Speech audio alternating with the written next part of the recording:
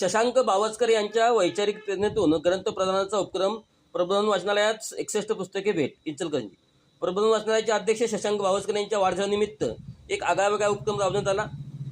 NSUIचे इचलकरंजी शहराध्यक्ष रविराज पाटील यांनी प्रबोधन वाचनालयाला साहित्याच्या विविध प्रकारातील उत्तमोत्तम अशी नव्या 61 ग्रंथांची भेट दिली. या ग्रंथ प्रदानाच्या उपक्रमातून शशांक बावस्कर यांचा वाढदिवस एका वेगळ्या आणि अनुकरणीय पद्धतीने साजरा करण्यात आला.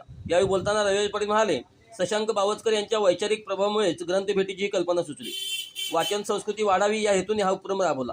प्रसाद कुलकर्णी यांनीही या उपक्रमाचे कौतुक करताना सांगितले की वाढदिवसाचे औचित्य साधून वाचन संस्कृतीला चालना देण्याचा निर्णय घेतल्याबद्दल रविराज पाटील यांचे अभिनंदन करावे तितके थोडेच आहे. त्यामुळे तरुण पिढीसमोर एक नवा आदर्श निर्माण झाला आहे.